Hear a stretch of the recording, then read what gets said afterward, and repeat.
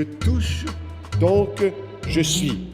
Alors, François-Joseph Lapointe de l'Université de Montréal va venir nous expliquer ce que cela est. Bonjour. Vous êtes le numéro 36. Bon, ben écoutez, j'irai me laver la main après. Vous allez voir pourquoi. Ça ici, expliquez-nous ce que nous voyons. D'abord, c'est une belle image. Alors, qu'est-ce que nous voyons en ce moment? Nous voyons un réseau social de bactéries. Donc, si vous voulez, c'est un Facebook microbien qui représente en fait la communauté microbienne que j'ai récoltée dans la paume de ma main droite après avoir serré la main à 1000 personnes. Et donc, je m'intéresse à la dynamique de contamination du microbiome cutané. Merci. Merci de penser à tout cela pour nous. C'est quand même très utile et pratique. Mais qu'est-ce que vous avez découvert en serrant la main de ces 1001 personnes, 50 personnes à la fois? Qu'est-ce que vous avez découvert quant au microbiote? Est-ce que je peux parler du microbiote de la main ou des mains de ces personnes? Oui, lorsqu'on parle de microbiote, c'est effectivement la communauté bactérienne qu'on trouve sur toutes les surfaces, humaines ou non. Donc, on est tous au courant du microbiote intestinal, qui se trouve naturellement au niveau de notre système digestif, mais il y a aussi des communautés bactériennes qu'on trouve dans notre bouche, partout sur notre corps, et bien sûr sur notre main. Donc, la main droite et la main gauche, on va même avoir des communautés distinctes. Pourquoi? Pourquoi? Parce que certaines personnes sont droitiers, d'autres peuvent être gauchers. Et ça va donc faire qu'on touche les objets de manière différente. Même les doigts ont sans doute des communautés microbiennes qui sont distinctes parce qu'on utilise certains doigts plus que d'autres. Par exemple, pour téléphoner ou pour se fouiller dans le nez quand on est plus jeune. Ou moins jeune. Donc, l'intérêt de la chose était de me promener dans différentes villes. Donc, je voyage et je serre les mains au plus grand nombre de personnes possible pour essayer d'étudier la dynamique de contamination. Donc, à quelle fréquence et à quelle vitesse j'accumule des bactéries dans la paume de ma main. Et pour ce faire, j'ai mon petit compteur dans la main gauche et à chaque fois que j'appuie dessus, j'additionne une personne supplémentaire. Et à chacune des 50 poignées de main, donc 50, 100, etc., jusqu'à 1000, je récolte un échantillon dont j'analyse la diversité génétique des bactéries que j'ai récoltées à mon laboratoire. Mais est-ce que vous avez découvert que nous transportons parfois des bactéries qui sont vraiment pathogènes? J'ai découvert, bien sûr, que nous avons des bactéries pathogènes. Nous en avons tous et toutes, mais nous avons principalement des bactéries qu'on appelle commensales, donc des bactéries qui vivent avec nous et qui ont coévolué avec nous, qui ne sont pas dangereuses. Ces bactéries-là, donc, confèrent, si vous voulez, un genre de barrière naturelle au niveau de la peau. Et c'est ce qu'on détruit quand on utilise des savons antibactériens de façon un peu trop intensive. Ça ouvre la porte aux bactéries pathogènes. Ah, et donc, en serrant la main de toutes ces personnes, vous avez détecté quel était le pourcentage de bonnes bactéries, si je puis dire encore? La très grande majorité des bactéries, d'ailleurs, la plupart des bactéries peuvent avoir des souches qui sont bactériennes et des souches qui ne le sont pas. Donc, c'est en fonction des conditions environnementales, donc des autres bactéries, des fois, qui sont présentes dans le milieu, que certaines bactéries commensales peuvent devenir pathogènes.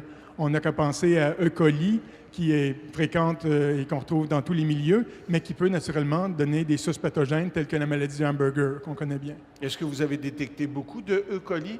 Des E. coli, on en a beaucoup, mais sur l'image qu'on a ici, il y a environ 10 000 souches de bactéries différentes.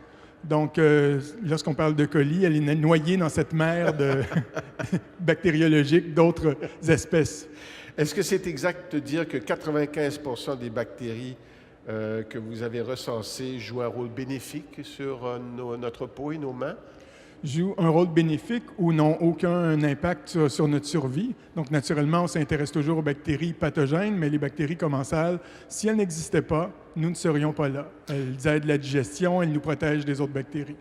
Alors, pouvez-vous nous décrire un peu l'image que nous voyons? Il y a des pelotes plus grosses et des pelotes plus petites, il y a presque des points. Quelle est la différence entre ces différents éléments?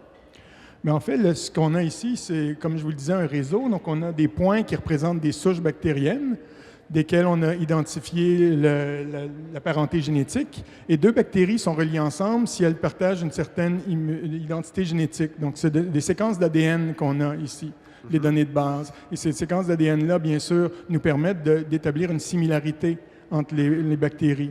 Les groupes qui sont un peu plus compacts et gros sont des familles bactériennes qui, naturellement, sont très similaires les unes avec les autres. Et les différentes communautés que l'on voit ici sont des familles de bactéries plus ou moins distinctes. Alors pourquoi y a-t-il ces fils ou ces lignes là sur ces pelotes comme si c'était, au fond, je ne sais pas moi, de la laine, par exemple, une boule de laine là qu'on... Effectivement, ça ressemble filet. à une boule de laine.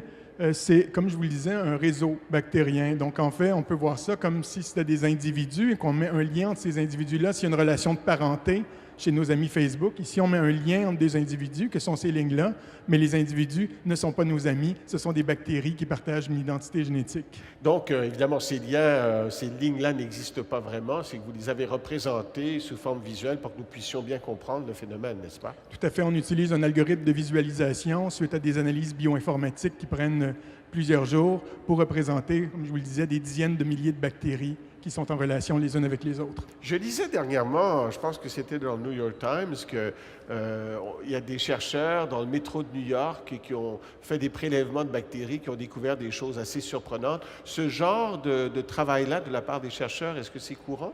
C'est de plus en plus courant, bien sûr. Le microbiome est à la mode. Il y a des livres de recettes pour essayer d'aider notre microbiome intestinal. Il y a des études qui sont faites à partir de nos téléphones cellulaires, qu'on pense qu'éventuellement on pourrait s'en servir sur des scènes de crime pour identifier les gens par leur signature microbienne. Et donc, on va beaucoup plus loin que les empreintes digitales et les empreintes génétiques. On parle maintenant d'empreintes microbiennes. Donc, bien sûr, dans le métro de New York et dans le métro de Montréal, c'est des études classiques.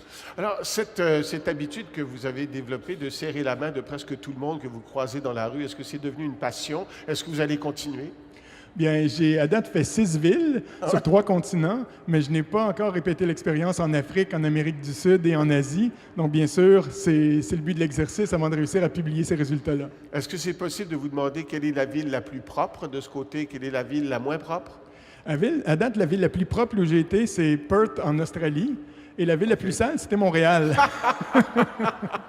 Mais j'ai une explication toute simple. Ah oui, laquelle? C'est que j'ai fait cette expérience-là à Montréal en plein hiver et je pense que de porter des mitaines, c'est un milieu qui aide à la croissance bactérienne, alors que Perth, j'étais en plein milieu de l'été, donc le milieu est plus sec et donc les bactéries aiment un peu moins ça. Surtout que nous gardons les mitaines pour plusieurs hivers.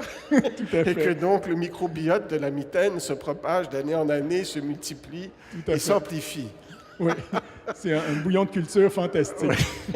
Merci beaucoup, François-Joseph, de nous avoir expliqué cette magnifique recherche sur laquelle vous travaillez. Merci.